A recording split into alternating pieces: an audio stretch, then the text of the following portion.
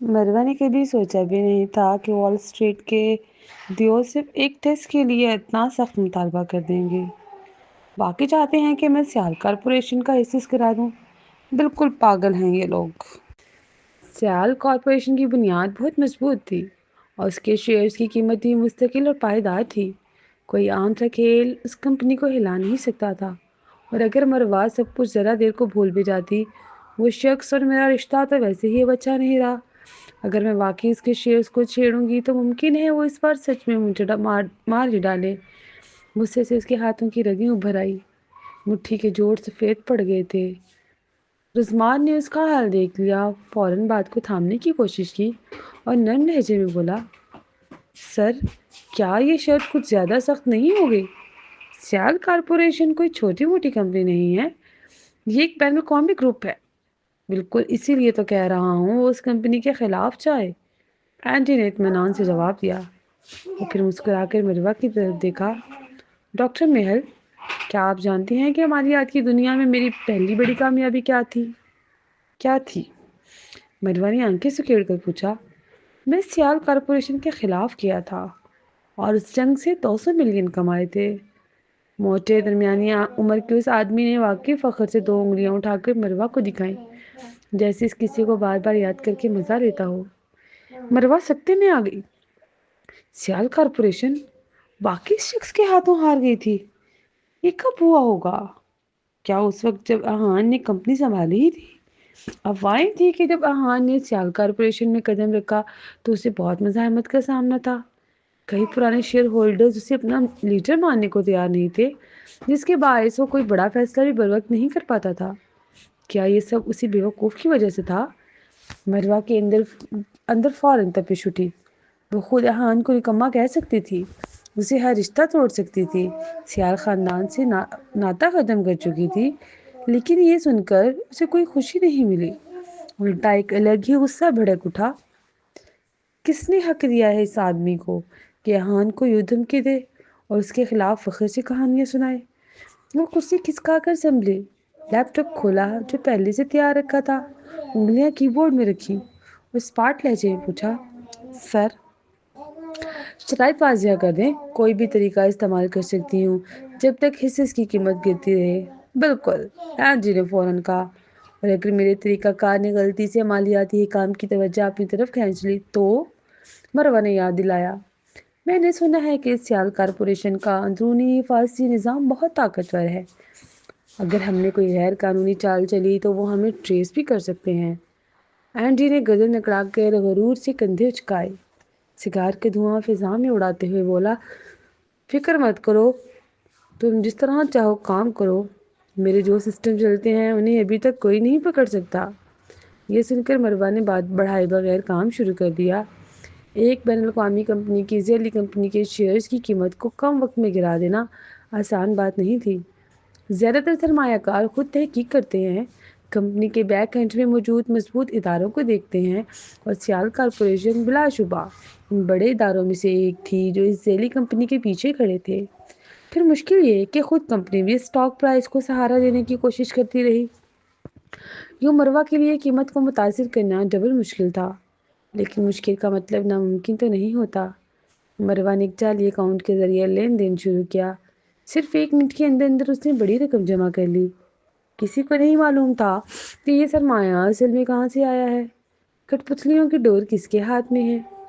उसी वक्त सियाल कॉरपोरेशन के फाइनेंस डिपार्टमेंट में अलार्म बज उठा। तिमा तिमारदारानी मसला हो गया है। कंपनी के शेयर्स में गैर मामूली उतार चढ़ाव आ रहा है। क्या सदर साहब वापस आ गए हैं? ये मामला बहुत संजीदा है। क्या? कागजात के ढेर में गुम तिमारदारानी चौंक कर सीधा हो बैठे। किस किस्म का उतार चढ़ाव? तफसील से बताओ। सर, वो नई ज़ेली कंपनी जिसे हमने अभी हासिल किया है, कोई शख्स अचानक उसके बहुत सारे स्टॉक बेच रहा है, बगैर किसी वाज़ेह वजह के। ये आम मार्केट रवैये के खिलाफ है। अगर ये सिलसिला कुछ देर और जारी रहा तो कीमत सीधी नीचे गिर जाएगी। ये आखिर हो क्या रहा है? तिमार ने फ़ोन फ़ौरन बंद किया, कंप्यूटर ऑन किया और स्टॉक मार्केट का लाइव चार्ट खोल लिया। चंद लम्हों बाद उसने अपने सामने नुमदार होता हुआ ग्राफ देखा। وہ ذیلی کمپنی جو اس دن تک بڑی مستحکم تھی اب نیچے کی طرف لڑک رہی تھی۔ یا خدا! تیمار کے ہاتھ پسینہ پسینہ ہو گئے۔ اس نے گہرا سانس لیا اور وہ نمبر ملایا جو وہ ایسے وقتوں میں سب سے آخر میں ملانا چاہتا تھا۔ بپ بپ۔ کال اٹھنے میں 10 سیکنڈ سے زیادہ لگ گئے۔ دوسری طرف سے وہی مانوس مگر حد سے زیادہ پرسکون آواز آئی، اتنی بے فکری سے جیسے بات کسی معمولی فائل کے بارے میں ہو۔ ہاں اہان فتین سیال، پچھلے چند دنوں میں آپ نے کمپنی کے ساتھ کیا سلوک کیا ہے؟ یہاں تو آگ لگی ہوئی ہے۔ تیمار تقریباً چیخ پڑے۔ جس ذیلی کمپنی کو ہم نے اتنے پرائسز پہ خریدا تھا، کسی نے اس کے شیئرز بے تحاشا بیچنا شروع کر دیے ہیں۔ اگر ہم نے روکا نہ تو قیمت یقینی طور پر نیچے گر جائے گی۔ دوسری طرف موجود شخص پر جیسے کوئی اثر ہی نہ ہوا۔ تیمار کو اندازہ نہیں تھا کہ باز کے چہرے پر اس وقت کیا تاثرات ہیں، لیکن اس کے لہجے سے لگ رہا تھا جیسے وہ اس خبر سے خوش ہو گیا ہو۔ پھر گرنے دو۔ بہت سادہ سا جواب آیا۔ صبر کیجیے۔ آپ نے کیا کہا؟ تیمار نے کان کے پاس موبائل دبایا۔ آپ نے کہا انہیں گرنے دو؟ اہان فتین سیال، شاید آپ نے میری بات سمجھنے میں غلطی۔ تم نے بالکل صحیح سنا۔ اہان نے بات کاٹ دی۔ متعلقہ ڈپارٹمنٹس کو اطلاع دو کہ وہ مداخلت نہ کریں۔ شیئر کی قیمت گرتی رہے، بعد میں وجہ تلاش کر لیں گے۔ تیمار بے ہوش ہوتے ہوتے بچا۔ یہ آدمی مکمل پاگل ہو چکا ہے۔ 2 ہفتے ایسے غائب رہا جیسے زمین نگل گئی ہو، اور اب واپس آ کر اپنی ہی کمپنی کے حصے کی قیمت گرتی دیکھ کر بھی آنکھ نہیں جھپکا رہا۔ مایوسی سے فون رکھا۔ کافی دیر تک کرسی کی پشت سے سر ٹکائے بیٹھا رہا۔ پھر دانت پیس کر متعلقہ ڈپارٹمنٹس کو ہدایت دی کہ کچھ نہیں کرنا، بس تماشا دیکھنا ہے۔ 2 گھنٹے بعد مورانچا میں اینڈی کے ولا کے اندر روزمار اور اینڈی دونوں اپنی بڑی بڑی اسکرینوں پر سے نظریں نہ ہٹا پا رہے تھے۔ سیال کارپوریشن کی ذیلی کمپنی کے شیئرز واقعی ایک سیدھی لکیر کی طرح نیچے آ رہے تھے۔ انہیں اندازہ ہی نہ تھا کہ قیمت اتنی تیزی سے گرے گی۔ آخر اینڈی نے گھبرا کر مروہ کو روکنے کے لیے کہا۔ اگر وہ اس وقت نہ کہتا تو شاید شیئرز کی قیمت 0 کے قریب پہنچ جاتی۔ خدا کی قسم! اینڈی نے کرسی سے اٹھتے ہوئے کہا، یہ واقعی کمال ہے۔ وہ پوری طرح جوش میں آ چکا تھا۔ چلتے چلتے اچانک رک کر مروہ کی طرف پلٹا۔ ڈاکٹر مہل، تم نے واقعی مجھے حیران کر دیا۔ اب مجھے تمہاری صلاحیت پر کوئی شبہ نہیں۔ پتہ ہے آج انہیں کتنا نقصان ہوا ہے؟ مروہ نے پرسکون سا سانس لیا۔ ہونٹوں پر ہلکی سی مسکراہٹ آئی۔ ابتدائی شیئر پرائس کے حساب سے شاید آج انہیں 1 ارب سے زیادہ کا نقصان ہوا ہوگا۔ ہاں بالکل، پورے 1 ارب۔ اینڈی نے زور سے میز پر ہاتھ مارا۔ ڈاکٹر میل، تم واقعی کچھ اور ہو۔ جب میں تمہاری عمر کا تھا تو اتنا جارحانہ کھیلنے کی ہمت نہیں تھی۔ میں ضرور تمہارے ساتھ کام کرنا چاہوں گا۔ وال اسٹریٹ کے اس دیو نے ایک نایاب ہیرے کو پہچان لیا تھا، اور وہ اتنا خوش تھا کہ فوراً مروہ کو اپنی ٹیم میں شامل کرنے کے لیے تیار ہو گیا۔ یہ سن کر مروہ نے اندر ہی اندر گہرا سانس لیا۔ آخر کار میں اندر آ ہی گئی۔ شام تک اینڈی نے مروہ کے اعزاز میں ویلا میں ایک شاندار ویلکم پارٹی رکھ دی۔ اپنے تقریباً تمام اہم پارٹنرز کو مدعو کیا، وہ لوگ جو پردے کے پیچھے بیٹھ کر مالیاتی دنیا کے بہاؤ کو موڑتے تھے۔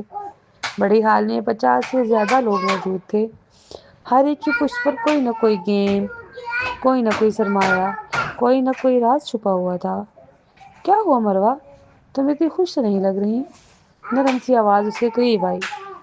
مروہ کے ہاتھ میں جوس کا گلاس تھا۔ وہ مہمانوں سے ہلکی پھلکی رسمی باتیں کر رہی تھی، کر کے ابھی ایک کونے میں چلی آئی تھی کہ روزمار اس کے قریب پاس آ پہنچا۔ مروہ نے اپروچ چڑھا کر گلاس کی سطح میں جھلملاتے مایا کو دیکھا، پھر آہستہ سے بولی، میں ایک خبر کا انتظار کر رہی ہوں۔ کس خبر کا؟ روزمار چونکا۔ سیال کارپوریشن کی خبر کا، مروہ نے سیدھا جواب دیا۔ آج میں نے انہیں اتنا بڑا نقصان پہنچایا اور ادھر سے مکمل خاموشی ہے۔ نہ کوئی رد عمل، نہ کوئی جوابی قدم۔ آخر وہ کر کیا رہے ہیں؟ روزمار ہکا بکا رہ گیا۔ مروہ، تم واقعی چاہتی ہو کہ وہ جواب دیں؟ مگر اس میں ہمارا کیا فائدہ ہے؟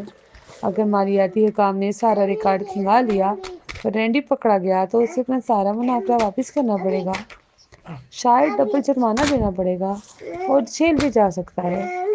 پھر ہم کیا کریں گے؟ مروہ نے کوئی جواب نہ دیا۔ وہ اندر ہی اندر الجھ گئی۔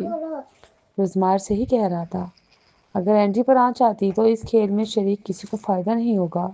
تو پھر میں کیا سوچ رہی ہوں؟ کیا میں ابھی اس شخص کے بارے میں سوچ رہی ہوں؟ اتنا سب کچھ برداشت کرنے کے بعد بھی؟ نہیں، ایسا ممکن نہیں۔ میں نے جو سہ لیا کیا وہ کم ہے، جو کھو دیا کیا وہ کم ہے؟ 1 ارب کی رقم اس کے مقابلے میں کیا چیز؟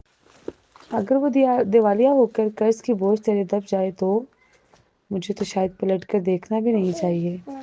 یہ سوچ کر اس کے سینے میں بیٹھا ہوا بوجھ قدرے ہلکا ہوا، سانس ذرا آسانی سے آنے لگا۔ کچھ ہی دیر میں رزمار اس تک آ گیا۔ اس نے کپ میں شراب لیے رکھی تھی اور مروہ کو باری باری مختلف لوگوں سے ملواتا رہا، روابط بناتا رہا۔ مروہ نے گلاس تھامے اس کے پیچھے پیچھے چلتے ہوئے ہر ایک سے خوش اخلاقی سے ہاتھ ملایا، تعارف ہوا، چند جملے اور آگے۔ رزمار پیچھے کھڑا یہ سب دیکھتا رہا، خاموش۔ کسی نے نہیں دیکھا کہ جب مروہ مڑی تو ایک لمحے کو رزمار کا چہرہ سخت ہو گیا تھا۔ اس کی گہری پوری آنکھوں میں ایک ٹھنڈی برفیلی روشنی چمک اور پھر غائب۔ وہ لمحہ بہت مختصر تھا مگر واضح۔ اس رات مروہ اپنے کمرے کی طرف لوٹی، نشے اور تھکن کے ملے جلے اثر سے اس کے قدم ڈگمگا رہے تھے۔ جیسے ہی دروازہ کھولا، اس نے دیکھا کہ کمرے کے اندر ایک شخص ٹانگ پر ٹانگ رکھے اطمینان سے بیٹھا ہے۔ آج میں نے ایک بڑا وار کیا ہے، تو یہ میرا کرما ہے کیا؟ وہ بڑبڑائے اور اگلے ہی لمحے ہکا بکا رہ گئی، پھر سیدھی زمین پر جا گری۔ یہ ضرور میرا وہم ہے۔ اس نے کپکپاتے ہاتھ سے اپنا ماتھا چھوا، ٹھنڈے پسینے کی بوندیں صاف کی۔ ہاں، یہ وہم ہی ہے۔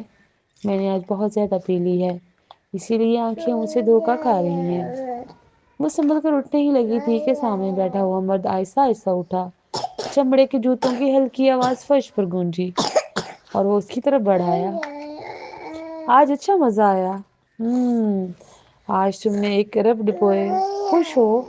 وہ آدمی اس کے اوپر سایہ بن کر کھڑا ہو گیا تھا، جیسے کوئی بلند و بالا ٹاور ہو جو اس چھوٹے سے وجود کو اچھی طرح ڈھانپ لے۔ کمرے کی ہلکی سی روشنی اس کی چوڑی کندھوں کے پیچھے کہیں گم ہو گئی تھی اور مروہ کو یوں لگا جیسے اندھیرا اسے نگل جائے گا۔ وہ گھبرا کر ایک قدم پیچھے ہٹی۔ نشے سے سرخ چہرہ خوف کے مارے فوراً زد پڑ گیا۔ میں نے واقعی آپ کی کمپنی کو نقصان پہنچانے کا ارادہ نہیں کیا تھا۔ مجھے مجبوری تھی، مجھے اس میں شامل ہونا ہی تھا۔ اور ایک پرسکون سے بولا، اور مروہ بھی کچھ اور کہنا چاہتی تھی کہ اچانک وہ مرد آگے اسے سیدھا زمین سے اوپر اٹھا کر بے اختیار اپنی باہوں میں بھر لیا۔ اس کے منہ سے آواز ہی نہ نکل سکی۔ آگے کا کہانی پوری کرو، اس نے دھیرے سے کہا۔ بیچ میں بات کاٹ دی تم نے۔ اس کے بعد کیا ہوا؟ اس کی مضبوط باہوں کی گرفت میں اس کا پورا وجود قید ہو گیا تھا۔ اس کا چہرہ چند ہی انچ کے فاصلے پر تھا۔ گرم سانس مروہ کے جلد کو چھو رہی تھی اور اس کے چاروں طرف ایک ایسی حاکمانہ دبا دینے والی آواز تھی جس کے سامنے ہمت جواب دے جاتی ہے۔ نشہ، تھکن اور اس مرد کا بے حد خوبصورت چہرہ، ان تینوں نے مل کر مروہ کی عقل کا آخری سہارا بھی توڑ ڈالا۔ تو میں نے تمہارے آنے کا انتظار کیا، وہ لڑکھڑاتی آواز میں بولی۔ میں نے سوچا تم خود آ کر مجھے پکڑو گے۔ تم نے ایسا کیوں نہیں کیا؟ پکڑنے؟ اس کے ہونٹوں پر مبہم سی مسکراہٹ آئی۔ ہاں، مروہ نے معصومیت سی آنکھیں جھپکی۔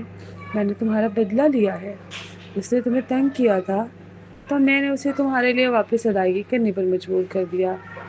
اس وقت وہ واقعی نشے میں ڈوبی ہوئی تھی، ورنہ ہوش میں کبھی اپنی چھوٹی مٹھی لہرا کر یوں فخر سے دعویٰ نہ کرتی کہ میں نے تمہارا بدلہ لیا ہے۔ اس کی آنکھوں میں اس لمحے بچکانہ چمک تھی۔ وہ وہی ضدی طرف مروہ تو نہیں تھی، بلکہ کوئی نرم بولی سی لڑکی لگ رہی تھی۔ ریحان بدین سیال کے دل میں اچانک ایک نرمی سی اتر آئی اور ساتھ ہی ایک چوکا بھی لگا، ایسا جو سیدھا زمین پر لگا ہو۔ اس نے سب کچھ اسے پشت ڈال کر اسے اپنے قریب کر لیا۔ نرم بوسے اس کے چہرے اور لبوں پر بکھرنے لگے۔ لمحہ بلمحہ دونوں کے بیچ کی دیواریں گرنے لگیں اور پھر سب کچھ خود بخود ہوتا چلا گیا۔ وہ اس احساس کو الفاظ میں بیان نہیں کر رہا تھا۔ یہ عورت جس ضد اور چنگاری نے شروع میں اسے چڑھا رکھا تھا، وہی آج اس کے دل کے بہت نزدیک آ چکی تھی، بغیر سمجھے وہ اس کے دل کے اندر اتر گئی تھی، اور اب اسے اپنی ہی اذیت پر شرمندگی ہونے لگی۔ فتین سیال کو اپنی اس حقیقت کو ماننے میں 20 برس لگ گئے تھے، چاہے یہ اس کو خود ساختہ وہم ہو یا یہ حقیقت کہ لڑکی اس کی اجازت کے بغیر اس کی زندگی میں گھس آئی تھی۔ وہ اس سب کے باوجود خود کو مجرم محسوس کر رہا تھا۔ میں نے اس کے ساتھ کیا کیا؟ کوڑے کی طرح برتاؤ کیا، جبکہ اس نے میرے لیے بلا شکایت سب کچھ قربان کر دیا۔ باپ اور میرے ہاتھوں جو زخم اسے ملے، اس نے بدلے کے بجائے الٹا ہماری طرفداری کی۔ میں کتنا اسی پچھتاوے، اسی شدت کے بیچ احان نے اسے مزید قریب کھینچا، چہرے پر جھک کر اس کے لبوں کو شدت سے چوم لیا۔ اس رات وہ حد سے زیادہ محتاط تھا، جتنا وہ اس کے لیے اپنا پیار ثابت کرنا چاہتا تھا اتنا ہی خود کو روکتا، اس کا بہت خیال رکھتا رہا۔ یقیناً چند لمحے ایسے بھی تھے جہاں یہ ضبط ٹوٹ جاتا تھا۔ اگلی صبح رزمار بہت جلد جاگ گیا تھا۔ اس نے اینڈی کے ساتھ پہلے ہی بات طے کر رکھی تھی کہ آج سے مروہ براہ راست اسی کو رپورٹ کرے گی۔ مطلب یہ تھا کہ اب اس کا زیادہ تر وقت اینڈی کے ساتھ پروجیکٹس میں گزرے گا اور رزمار اس کے ساتھ اکیلا زیادہ دیر نہیں رہ سکے گا۔ اسی لیے اس نے سوچا آج کا دن اسے باہر گھمانے پھرانے میں گزار لے، کم از کم ایک دن تو وہ صرف اس کے ساتھ ہوگی۔ یہی سوچ کر وہ جلدی جلدی اس کے گھر پہنچا، مگر گھر کے ہال میں داخل ہوتے ہی رک گیا۔ مروہ کے بیڈ روم کا دروازہ اندر سے بند تھا اور زرکان باہر دیوار سے ٹیک لگا کر کسی مجسمے کی طرح کھڑا تھا۔ زرکان، تم یہاں کیا کر رہے ہو؟ مروہ کو کیا ہوا؟ رزمار نے حیرت سے پوچھا۔ زرکان نے جیسے ہی پلٹ کر دیکھا کہ سوال رزمار کر رہا ہے، اس کے چہرے کی رنگت ذرا سی بدلی، پھر بولا کچھ نہیں، حالانکہ اس کے سیاہ بالوں کے نیچے بنی گہری ہلکی سوجن اور مسلسل آتی ہی جمائیاں صاف بتا رہی تھی کہ وہ پوری رات جاگا ہے۔ وہ آخر کیا کہہ رہا تھا؟ رزمار نے الجھن سے سوچا، مگر فی الحال اس نے توجہ مروہ کے دروازے کی طرف موڑ دی اور دستک دینے کے لیے ہاتھ بڑھایا۔ نشان نے فوراً اس کی کلائی پکڑ لی۔ مت دستک دو، پچھلی رات اس کمرے سے بہت شور آ رہا تھا۔ شور؟ رزمار کا دل ایک دم ڈوبنے لگا۔ کون سا شور؟ مروہ کو کیا ہوا تھا؟ زرکان نے ایک اور جمائی روکتے ہوئے کندھے اچکائے۔ مجھے تو نہیں معلوم، بس اتنا جانتا ہوں کہ اس کا بستر پوری رات چرچراتا رہا۔ مجھے تو ایک پل چین نصیب نہیں ہوا۔ شاید وہ کروٹیں بدلتی رہی ہو، کیونکہ وہ اس بستر کی عادی نہیں ہے۔ اپنی سادگی میں زرکان نے ایک معقول وجہ سمجھی، لیکن رزمار کے لیے تو جیسے آسمان سر پر گرا۔ بستر کی عادی نہیں، وہ 2 راتیں پہلے بھی اسی گھر میں سو چکی تھی، تب تو ایسا شور نہیں تھا۔ تو پھر اچانک کل رات، اوپر سے بستر چرچرانا، پوری رات۔ اس کے دماغ میں ایک ساتھ سینکڑوں تصویریں چمکی۔ چہرہ پہلے پیلا، پھر سرخ ہو کر سیاہ ہونے لگا۔ وہ تقریباً دروازے پر لات مار کر اندر گھس جانے کو تھا۔ آہان، تم نے ہمت کیسے کی یہاں گھس کر تماشا بنانے کی؟ رزمار، تم ٹھیک تو ہو؟ تمہارا رنگ بدل رہا ہے، اگر طبیعت خراب ہے تو تھوڑا آرام کر لو۔ زرکان نے فکر مندی سے پوچھا۔ ضرورت نہیں، رزمار نے غصے سے دانت پیس کر کہا۔ دروازے کو ایسے گھورا جیسے اس کے پیچھے کوئی ناقابل معافی منظر چھپا ہو، پھر لمبی سانس لے کر بولا، سنگین چہرے کے ساتھ وہاں سے چلا گیا۔ زرکان نے کندھے جھکا کر اسے جاتے دیکھا، پھر خود بھی جمائی لیتا ہوا اپنے کمرے میں جا گھسا تاکہ ایک باقی نیند پوری کر سکے۔ جب دونوں آخر کار بستر سے نکل کر باہر آئے تو گھڑی دوپہر کے 2 بجے کے قریب تھی۔ مروہ بستر سے اٹھی، لیکن فوراً ہی واپس پلٹ کر بیٹھ گئی۔ جسم میں اتنی شدید تکلیف تھی کہ سیدھا کھڑا ہونا مشکل تھا۔ یا اللہ، مجھے کیا ہو گیا ہے؟ پچھلی رات وہ اتنی مدہوش تھی کہ وہ مشکل ہی اسے یاد تھا کہ کیا کیا ہوا۔ یہاں تک کہ جب اس نے اپنے جسم پر جگہ جگہ نیل اور ایک خاص حصے میں درد، تھکن اور درد کی لہر محسوس کی، تب جا کر یادداشت کے کچھ ٹکڑے واپس آئے۔ اس نے دونوں ہاتھوں سے بیڈ شیٹ میں روڑی، چہرہ غصے سے لال ہو گیا۔ آہان، تم واقعی بہت گھٹیا آدمی ہو۔ مروہ، کیا ہوا؟ جاگ گئی ہو؟ بالکل اسی وقت زرکان دروازے کے باہر آ کھڑا ہوا، ہلکی سی دستک دے کر آواز دی۔ وہ شرمندگی میں تقریباً دیوار میں گھس جانا چاہتی تھی۔ جلدی سے وہ لپیٹا، باتھ روم میں گھس کر خود کو پانی سے سنبھالا، چہرہ دھویا۔ کچھ دیر بعد گدی نارمل حالت میں باہر نکلی۔ ہاں نشان، بتاؤ کیا ہوا؟ اینڈی کی کال آئی تھی۔ وہ دروازے کے باہر کھڑا تھا۔ رات کی بھرپور نیند کے بعد اب کافی حشاش پشاش نظر آ رہا تھا۔ کالی فریم والا چشمہ اس کی ناک پر ٹکا تھا۔ پہلی نظر میں وہ نیا نیا بڑا ہونے والا نوجوان لگتا تھا، جیسے کہیں یونیورسٹی جانے ہی والا ہو۔ وہ کہہ رہا تھا کہ کوئی بہت اچھا منافع کمانے کا موقع ہے، چاہتا ہے تم فوراً آ جاؤ۔ مروہ نے دل ہی دل میں سوچا، پھر سرخ جاتے ہوئے بولی، اچھا ٹھیک ہے، میں کپڑے بدل لوں، پھر چلتے ہیں۔ لوٹتے ہوئے اس کے ذہن میں خیال آیا، مسمار کا کیا؟ وہ کہاں ہے؟ مجھے نہیں معلوم، زرکان نے کہا۔ وہ سب تمہیں ڈھونڈنے آیا تھا۔ میں نے بتایا کہ تم ابھی سو رہی ہو تو وہ خاموش ہو کر چلا گیا۔ اس کے بعد میں نے اسے نہیں دیکھا۔ وہ سب مجھے ڈھونڈنے آیا تھا؟ مروہ کے دل میں ہلکی سی گھبراہٹ اٹھی۔ واقعی؟ تم نے اسے اور کچھ تو نہیں بتایا؟ زرکان نے ذرا سوچ کے جواب دیا، نہیں، زیادہ کچھ نہیں، بس یہی کہا کہ تم نے کل رات بہت زیادہ پی لی تھی اور ابھی نیند پوری کر رہی ہو۔ کیوں؟ کیا مجھے کچھ اور کہنا چاہیے تھا؟ نہیں، بالکل نہیں۔ مروہ تقریباً اچھل پڑی۔ مزید کچھ نہ کہنا ہی بہتر ہے۔ تم بس تیار ہو جاؤ، میں بھی کپڑے بدل کر آتی ہوں۔ یہ کہہ کر اسے تیزی سے دروازہ بند کیا۔ زرکان چلنے میں کھڑا دیکھ حیران کھڑا رہا، پھر کندھے اچکا کر اپنے کمرے میں واپس جا کر خود بھی کپڑے تبدیل کرنے لگا۔ وہ بھی شرٹ اتار ہی رہا تھا کہ فون کی اسکرین پر نیا پیغام چمکا، تیمار دارانی کی طرف سے، آہان فتین سیال، اور اگر آپ فوراً واپس نہیں آئے تو یہ بوڑھے لوگ کمپنی کو تباہ کر دیں گے۔ مروہ اور نشان اکٹھے اینڈی کے گھر کی طرف روانہ ہوئے۔ جب وہ پہنچے تو باہر والے صحن میں گزشتہ رات کی پارٹی کے کئی شناسہ چہرے پہلے ہی جمع تھے۔ لگتا ہے آج کوئی بڑا پروجیکٹ ہاتھ آنے والا ہے۔ مروہ نے زرکان کے کان کے قریب سرگوشی کی۔ وہ خاموشی سے سر ہلانے لگا۔ اپنی عادت کے برخلاف اس بار چپ چاپ مروہ کے پیچھے ہی رہنے کو ترجیح دی۔ مروہ اس کے اس بدلے ہوئے رویے پر سوال اٹھانے ہی والی تھی کہ انہی میں سے ایک نے اسے دیکھ کر ہاتھ ہلایا۔ ڈاکٹر مہل، آپ آ گئی ہیں، آئیے ہمارے ساتھ بیٹھے۔ یہ سب مالیاتی دنیا کے کھلاڑی تھے اور اینڈی کے زیر سایہ کام کرتے تھے، اسی لیے اکثر ایک ساتھ ہی جمع رہتے تھے۔ مروہ مسکراتی ہوئی آگے بڑھی، ان سے ہاتھ ملا کر بولی، کافی دیر سے انتظار کر رہے ہیں؟ نہیں نہیں، ابھی آئے ہیں، ایک شخص نے فوراً جواب دیا، پھر اچانک جیسے کوئی راز شیئر کرنے لگا ہو، آگے جھک کر بولا، ویسے مہل، تمہیں پتہ ہے کہ اس بار ہم کس پروجیکٹ پر کام کرنے والے ہیں؟ بدقسمتی سے مروہ کو واقعی نہیں پتا تھا۔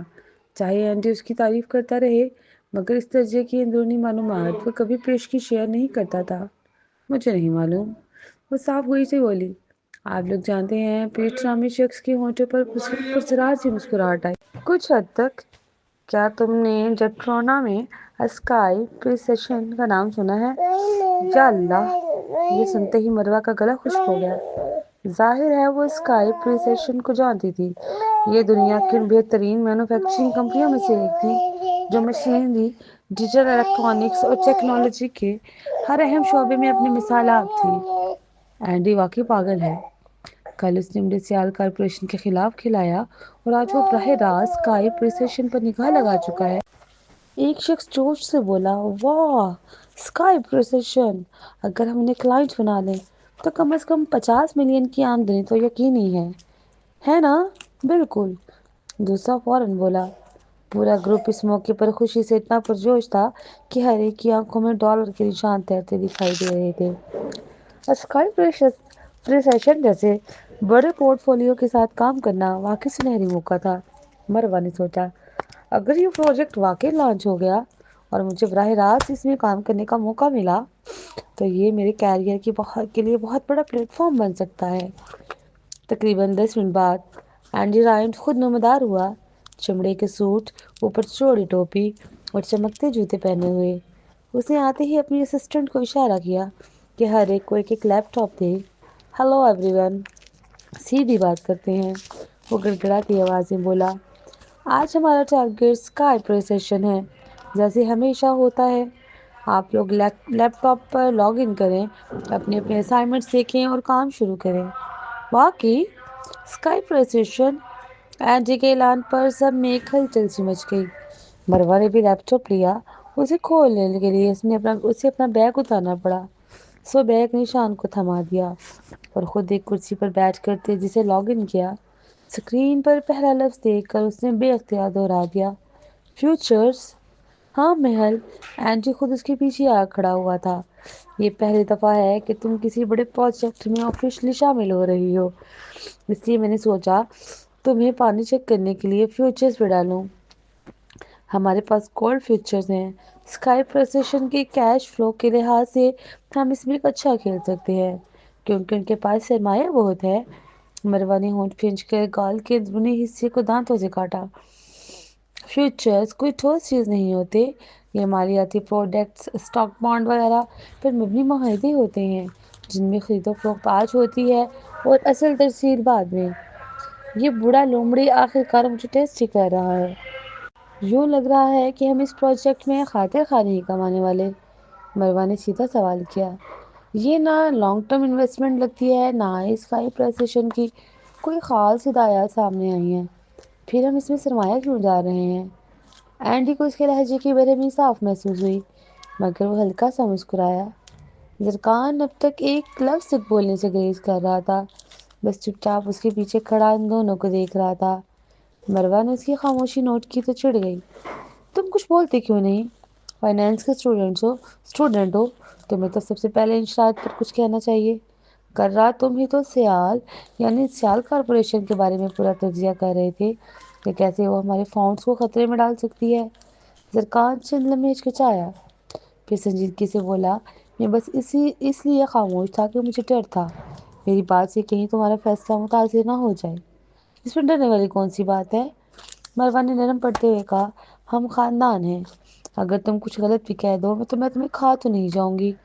مشکل وقت میں ہمیں ایک دوسرے سے ہی بات کرنی ہوتی ہے، سمجھے؟ کافی دیر سوچنے کے بعد زرکان نے آخرکار سر ہلایا، فون نکالا اور اپنے انداز میں ڈیٹا چیک کرنے لگا۔ پروجیکٹ کے ٹاسک تقسیم ہوتے ہی سب لوگ اپنے اپنے کاموں میں لگ گئے۔ اب مروہ کو واقعی ایک آفیشل وال اسٹریٹ ٹریڈر کے طور پر کام کرنے کا موقع مل چکا تھا۔ اس دوران فتین سیال بالآخر کمپنی آفس پہنچا، مگر کافی دیر سے۔ سیال کارپوریشن کے اوپر والے فلور پر اس وقت بھی روشنی جل رہی تھی کیونکہ اندرونی حلقوں میں خبر پھیل چکی تھی کہ وہ آج واپس آنے والا ہے۔ کانفرنس روم میں کئی شیئر ہولڈرز جمع تھے، گویا کسی بڑی عدالت کی تیاری ہو رہی ہو۔ آہان پہلے اپنے دفتر میں داخل ہوا، سیدھا کافی مشین کے پاس جا کر خود کے لیے کپ بنایا، آہستہ آہستہ صوفے پر بیٹھا اور گہرا سانس لیا۔ میچنگ روم میں کیا طوفان کھڑا ہے؟ وہ فی الحال اس کی کوئی پرواہ نہیں کر رہا تھا۔ گزشتہ رات کی مشقت واقعی اس کی ٹانگوں سے توانائی نہ چھوڑ چکی تھی۔ باہر تیمار دارانی دفتر کے دروازے کے سامنے بے چینی سے ٹہل رہا تھا۔ باس کے اتنے آرام سے کافی پیتے چلے جانے پر ان کے گھٹنوں میں تو جیسے کمزوری سی آ گئی ہے۔ آہان صاحب، آپ ابھی بھی یہاں آرام سے کافی پی رہے ہیں؟ اب اس کے لیے وقت نہیں ہے۔ شیئر ہولڈرز کانفرنس روم میں بیٹھے ہیں، حتیٰ کہ کرام سیال سینٹر بھی آ گئے ہیں۔ کیا؟ آخری جملے نے آہان کی توجہ کھینچ لی۔ انہوں نے والد کو بھی بلا لیا؟ یہ بوڑھے لوگ باقی فارغ بیٹھنے کے عادی نہیں، ہر وقت نیا مسئلہ کھڑا کرنے پر تلے رہتے ہیں۔ آہان نے ہونٹ سختی سے بھینچے، کافی کا کپ میز پر رکھا، ہلکی سی ہچکچاہٹ کے بعد اگلے کمرے کی طرف چل پڑا۔ موم، وہ دروازے تک کبھی پہنچا ہی نہ تھا کہ اندر سے چیزوں کے گرنے، فائلیں پھینکے جانے کی آوازیں صاف سنائی دینے لگی۔ اکرام، کمپنی صرف آپ کے بیٹے کی تو نہیں ہو گئی؟ اس نے پلک جھپکتے ہوئے پورا ہمیں 1 ارب کا گھاٹا دے دیا، وہ بھی ہمیں اعتماد میں لیے بغیر۔ بالکل، یہ کوئی چند ہزار کا نہیں، پورے 1 ارب کا نقصان ہے۔ آہان صاحب پورے احترام کے ساتھ، کیا ہم نے اسے یہ عہدہ اس لیے دیا تھا کہ وہ ہماری کمائی یوں بے دھیانی میں ضائع کر دے؟ آپ، اکرام سیال کافی عرصے بعد کمپنی میں آئے تھے۔ شیئر ہولڈرز کی ان تیز جملوں کے جواب میں وہ الفاظ ہی نہ چن پا رہے تھے۔ آہان نے یہ سب سن کر ہاتھ اٹھا کر دروازہ کھولا اور اندر قدم رکھا۔ کلیک! وہی تھا، دروازے کے دہانے پر کھڑا، سرد چہرہ، گہری آنکھیں، سیاہ سوٹ میں بے داغ وقار۔ اسے دیکھتے ہی کمرے میں سکوت چھا گیا۔ سیال کارپوریشن میں کوئی بھی، حتیٰ کہ شیئر ہولڈرز بھی اس کے سامنے زیادہ دیر آواز نہیں اٹھاتے تھے۔ آہان کچھ کہے بغیر کمرے میں موجود ہر چہرے کے تاثرات نوٹ کرتا رہا، میز کے سرے کی طرف بڑھا، اپنی کرسی کھینچی اور بہت سکون کے ساتھ بیٹھ گیا۔ परफेक्ट जेंटलमैन की तरह कुर्सी पर टेक लगा कर आराम से बैठा और हल्की सी मुस्कुराहट के साथ इन सब की तरफ एक एक नज़र डालकर गोया दिल ही दिल में हिसाब लगा लिया कि कौन किस मूड में है। वो कब से इतना पुरसुकून हो गया है। तीमारदारानी ने हैरत से सोचा। अंदर ही अंदर थोड़ा कांप गए। बोलते क्यों नहीं? आहान ने तवील खामोशी के बाद हल्के से तंज के साथ कहा। अभी अभी तो बड़ी बुलंद आवाज़ से बातें हो रही थी। पढ़ाई कर्म जारी रखे। उसके लबों पर बड़ी खफीफ सी मुस्कुराहट थी, मगर कमरे के हर शख्स की रीढ़ की हड्डी में सर्द-लहर दौड़ गई। ये शेयर होल्डर्स हमेशा ऐसे ही थे। जब आहान सामने ना हो तो कंपनी चलाने का शौक, फैसले, इल्ज़ामात, बड़ी-बड़ी बातें। लेकिन आहान के सामने आते ही सारी आवाज़ें धीमी सरगोशियों में बदल जाती हैं। आहान साहब, हम बदतमीज़ी नहीं करना चाहते, बस ये चाहते हैं कि इस नुकसान की वजह समझा दें। आखिरी सफ के एक निस्बतन बहादुर शेयर होल्डर ने आखिरकार बात शुरू की। सिर्फ एक अरब पर मुझे जवाबदेह होना है। हाँ ने सीधे होकर बैठते हुए कहा। जब मैंने दर्जनों और सैकड़ों अरब कमाए तब तुम में से किसी ने आकर शोर मचाया था? क्या वो हिसाब किताब कभी तुमने मांगा? तो आओ पूरी बुक खोल देता हूँ। बातों में तहक्कुम वाज़िह था। शेयर होल्डर ने एक दूसरे की तरफ देखा, चेहरे से पड़ गए। नहीं नहीं, हमारी नीयत गलत नहीं। हम बस ये नहीं समझ सके कि आपने कंपनी के शेयर्स को गिरने से रोका क्यों नहीं। अगर हम बर वक्त इंटरवेन करते तो ये बहरान मुकम्मल तौर पर टल सकता था, जैसा कि तवक्को थी। उसके सामने आते ही उनका लहजा भीगी हुई बिल्लियों जैसा हो गया था। आहान ने खुश्क सी हंसी हंसी। मैं वो आदमी हूँ जो उस कंपनी की कुल जिम्मेदारी उठाता है। उसे साफ लफ्जों में कहा। अगर मेरे पास नुकसान करने की आज़ादी भी नहीं तो फिर मैं सरमायाकारी के फैसले कैसे करूँगा? तुम ये कैसे मान लोगे कि ये एक अरब आगे जाकर तुम्हें 10 गुना मुनाफा न दे? क्या तुम हिसाब किताब देखने के काबिल भी हो? साथ साथ आवाज़ सख्त भी थी और निडर भी। कमरे में किसी को हिम्मत नहीं हुई कि मजीद बोले। आखिरकार शेयर होल्डर ने मायूसी, गुस्से और खौफ के मिले जुले तासरात लिए कमरा खाली कर दिया। इकराम सियाल दरवाज़ा बंद होने के बाद आहिस्ता से आगे बढ़े। क्या वाकई तुम्हारे पास कोई प्रोजेक्ट है या अभी बस रिचेक करवाया है? हाँ ने कॉन्फ्रेंस टेबल पे एक टांग दूसरी टांग पे चढ़ाई, सिगरेट्स लगाई, एक गहरा कश लिया और धुआं ऊपर उड़ाते हुए बड़े सुकून से जवाब दिया। नहीं नहीं। इकराम की आंखें हैरत से फैल गईं। फिर अभी तुमने झूठ बोलकर उन्हें तसल्ली कैसी दी? तुम्हें अंदाजा नहीं कि ये लोग कितने खतरनाक हो सकते हैं। वो आपका जमाना था। हाँ ने कंधे उचका कर कहा। मेरे दौर में ये बूढ़े ज़्यादा से ज़्यादा पीछे बैठकर सरगोशियाँ कर सकते हैं, आवाज़ बुलंद करने की हिम्मत नहीं। इसकी तल्ख सही मगर हकीकत से खाली नहीं थी। वो सब अच्छी तरह जानते थे कि अगर हान ने सीईओ की कुर्सी छोड़ दी तो कंपनी के लिए बड़ा खला पैदा हो जाएगा। सियाल कॉरपोरेशन जैसे ग्रुप को इस दर्जे पर कोई दूसरा इतने एतमाद से नहीं संभाल सकता था। इकराम ने हार मानते हुए गहरा सांस लिया, फिर कुछ सोचकर पूछा, तो ये पूरा 1 अरब कहाँ गया? हान ने ज़रा सी भवें उठाई। बिल्कुल भी झिझके बगैर बोला, मैंने आपकी बहू को दे दिया। क्या आप नहीं चाहते थे कि मैं उसे वापस ले आऊं? चंद लम्हे के लिए इकराम का मुंह खुले का खुला रह गया। क्या तुम मरवा की बात कर रहे हो? तुम उसे ढूंढ चुके हो? हाँ, हाँ ने सादगी से कहा। वो क्या कर रही है? इतना पैसा क्यों दिया तुमने? क्या वो वापस आने पर राजी है या तुमने उससे अलग होने के बदले पैसा थमा दिया? जैसे ही इकराम के ज़बान से ये आखिरी लफ्ज़ निकले, उनके चेहरे से सारी खुशी उड़ गई। एक मुहम सा खौफ और मायूसी उतर आई। आहान ने खामोशी से बाप की तरफ देखा। आंखों में कुछ ऐसा था जो लफ्ज़ों में नहीं ढलता था।